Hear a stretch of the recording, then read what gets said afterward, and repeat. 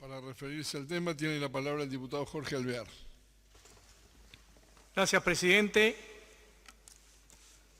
Es para mí un honor el poder dirigirme para resaltar la figura del beato Jacinto Vera. Monseñor Jacinto Vera, tal cual y lo destacó el legislador Rodrigo Goñi, fue un ser humano con muchas atribuciones, un uruguayo dedicado a uruguayos.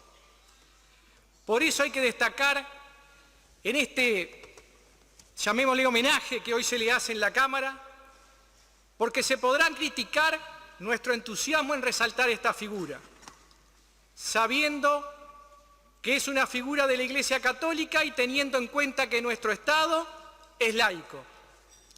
Pero Jacinto Vera trascendió lo religioso y desde el 6 de mayo, con su beatificación, es alguien que nos va a representar en el mundo. Como ustedes sabrán, beato es una persona fallecida que puede ser honrada cuando la Iglesia ha certificado virtudes. Es el paso anterior a poder ser proclamado santo. Como bien lo dijo el legislador Goñi, Monseñor Jacinto Vera nació el 3 de julio de 1813, mientras sus padres emigraban desde Europa, Islas Canarias, y en pleno viaje vino al mundo.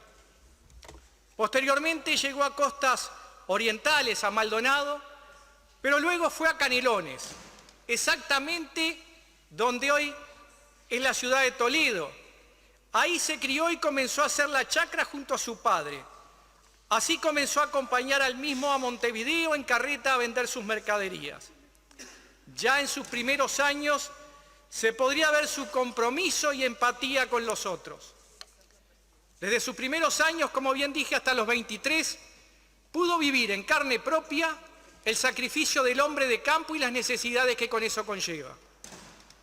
No solo labraba la tierra, sino que llevaba a caballo las bolsas de trigo para una molienda a un molino que quedaba a varias leguas de su casa. En su adolescencia acompañaba a su padre a Montevideo y ahí pudo conocer la casa de ejercicios espirituales, donde tuvo su primer acercamiento con su vocación sacerdotal.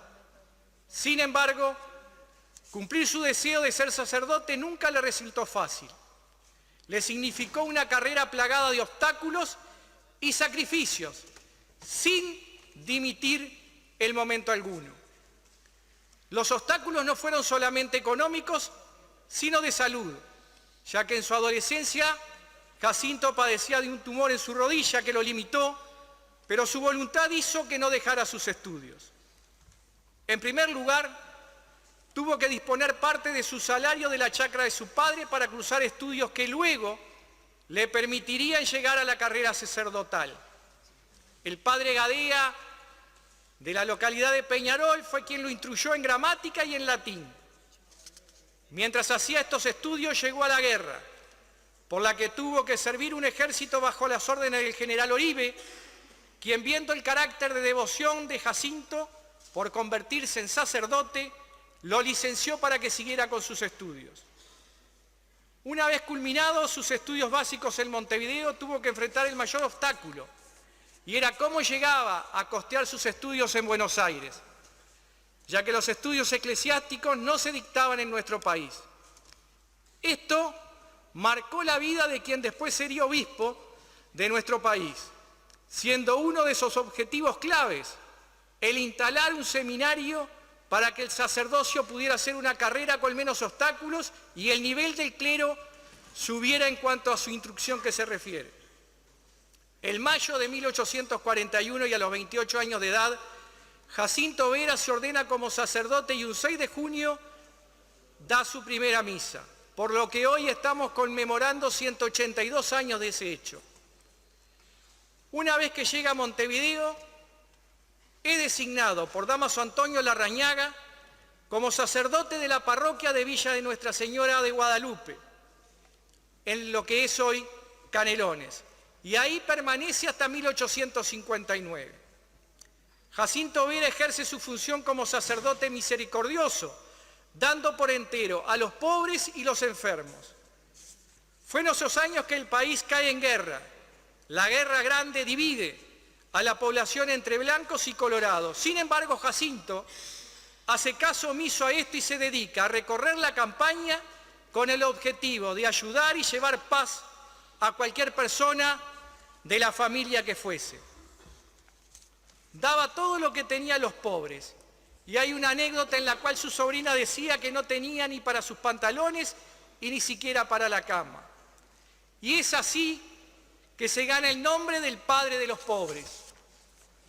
No se quedaba quieto en su parroquia, sino que salía en forma permanente y constante, no solo a otras parroquias como la de San Bautista, que hoy es Santa Lucía, Santa Rosa y el Tala, sino a cualquier zona, sin importar las inclemencias del tiempo u otros peligros. Iba a la casa de cada uno de sus feligreses, tratando no solo de dar su apoyo espiritual y moral, sino tratando también de aportar nuevas soluciones que estuviesen a su alcance para ayudar a la familia.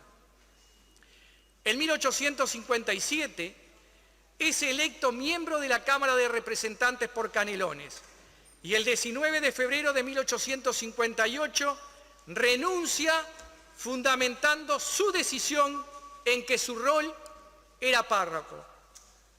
Primero, porque para ejercer como diputado y dedicarse a la función tendría que abandonar su domicilio, la parroquia.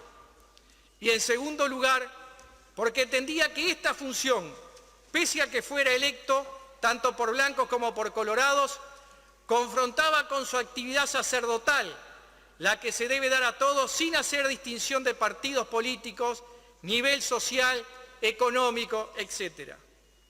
Jacinto Vera entendía que su tarea sacerdotal implicaba darse a todos y por todos, lo que dejando de lado lo que para él podría haber significado una mejora inevitable en su vida, siguió dedicándose a su comunidad, repartiendo lo poco que él tenía.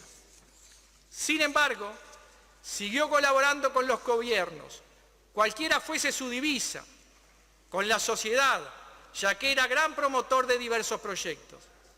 Y con respecto a esto hay que destacar que él nunca fue obrero de la autoridad. Decía y profesaba que a esta había que respetarla al igual que las leyes, pero nunca sucumbió a solicitud alguna. No perseguía intereses particulares, sino el bien del pueblo, viendo a la religión como elemento esencial. En su vocación de servicio que lo llevaron a aceptar integrar la Junta Económica Administrativa en 1853, siendo reelecto en sucesivas veces, y en 1857 fue el más votado. Presidió por 2 períodos la Comisión de Educación del Departamento de Canelones. En esta época en que se crean la mayor cantidad de escuelas públicas. En 1850 funda la Escuela de Niñas, abriendo un aula para impartir latín a los niños. Es en ese año que procura la edificación de la nueva capilla de Santa Rosa en el Canelón Grande. En 1855-56 levantó la capilla del Tala que se encontraba en ruinas. Amplió y culminó la nave central de la iglesia de Canelones, obra que se había interrumpido durante la Guerra Grande. Fue quien bendijo el cementerio de la villa de Canelones. Toda esta pequeña reseña de lo que Jacinto Vera hiciera es un claro ejemplo de su don de gente y vocación de servicio, ya que no lo hacía para obtener cargo alguno o beneficiar a partido alguno. Es más, cualquiera de ellos, partidos políticos de la época, lo iban a buscar por su confianza, honradez y caridad. En 1859, la Santa Sede lo elige a Jacinto Vera como vicario apostólico de Montevideo. Sin embargo, aquí se dan unos cuantos insucesos que fueron los que marcaron a fuego a don Jacinto. Mientras estos se desarrollaban, él manifestó en todo momento su pesar por el enfrentamiento entre la Iglesia y el gobierno. Y una vez culminado el proceso, que finalmente lo designara, estableció que no se sentía digno, pero que de alguna manera lo que hacía era cumplir con un mandato de la Santa Sede. Aquí, una vez más, podemos ver al hombre íntegro, servicial, que antepone lo social lo político por sobre los intereses personales. En 1867 es nombrado obispo. Desde esta nueva función siguió defendiendo al pueblo y a los pobres, ayudando y dando confianza a quien lo necesitara. Se abocó fundamentalmente a la creación de un seminario propio con internos y externos, siendo esencial para él que el mismo fuese conformado por jesuitas. En 1868, año convulsionado por la guerra, la pobreza, y a eso le sumamos la epidemia del cólera, Monseñor Jacinto Vera creó y presidió, como dijo el diputado Goñi, la Comisión de Socorro a los Pobres en la epidemia del cólera. Lo mismo hace años después en la epidemia de la fiebre amarilla. Fallece un 6 de mayo de 1881. Claro está, esta es una muy vaga exposición de una vida vasta y rica como la del Monseñor Jacinto Vera, pero que lo quiero resaltar nuevamente, por lo que abunda no daña en estos casos, señor presidente, y es el don de gente de don Jacinto, su vida íntegra y entregada a los pobres, su trabajo incansable y contra todo obstáculo, pese a su delicada salud desde joven, su servicio a los demás como piedra angular en su vida, dejando de lado su propia vida. En síntesis, Monseñor Jacinto Vera, ejemplo de entereza, honradez, servicio, humildad, empatía, trabajo y compromiso.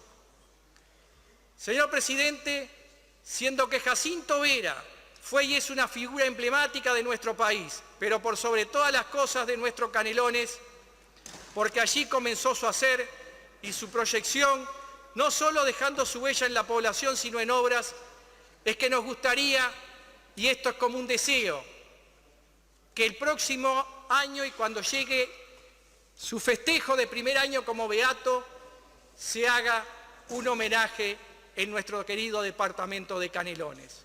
Muchas gracias.